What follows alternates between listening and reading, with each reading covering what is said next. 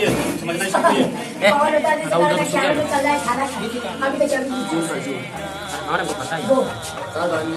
तो चलिए जो है इस बार हम लोग देखेंगे कि ज्वाला किसे कहते हैं। ठीक है, ज्वाला की जैसा कि हम लोग देख लिया कि कोई भी पदार्थ जो है, सबको इधर ध्यान दिए, कोई भी पदार्थ अगर जलता है वो उससे लौ निकलता है। ठीक है, क्या निकलता है? लौ निकलता है। जैसे मोमबत्ती है, मोमबत्ती जब जल रही है तो लौ निकल रहा है, उसी को क्या कर सकते हैं? ज्वाला कह सकते हैं। बात समझ आ रहा है? अब ज्वाला के कितने क्षेत्र होता है? तो ज्वाला के 3 क्षेत्र होता है, मुख्य रूप से 3 क्षेत्रों में ज्वाला को बांटा गया है। यानी कि इसके जो ज्वाला जो यहाँ दिखाई दे रहा है, सबको ध्यान दीजिए, लिखिएगा बाद में, लिखना बाद में। जो ज्वाला दिखाई दे रहा है इसमें 3 भाग होता है। ऐसे मोमबत्ती जल रहा है, देखने में तो लग रहा है कि सिर्फ एक ही है, लेकिन इसमें 3 क्षेत्र होता है। बात समझ में आ रहा है? कौन कौन क्षेत्र होता है? तो पहला अदीप्त क्षेत्र, अदीप्त क्षेत्र, दूसरा दीप्त क्षेत्र और तीसरा ज्योतिहीन क्षेत्र।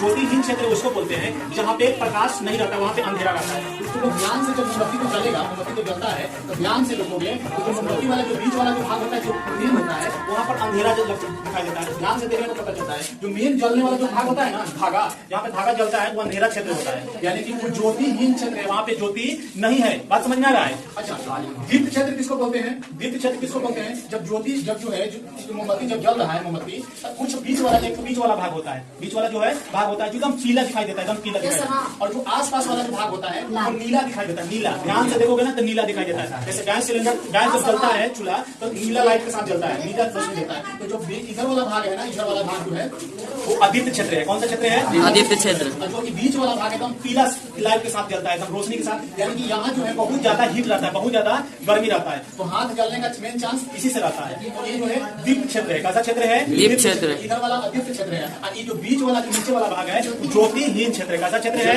ज्योतिहीन। तो याद रहेगा ज्वाला कितने भागों में बांटा गया है? 3 भाग, अदीप्त क्षेत्र, दीप्त क्षेत्र और ज्योति क्षेत्र है। बात समझ में आ गया? अब आगे नेक्स्ट लिखिए, चलिए।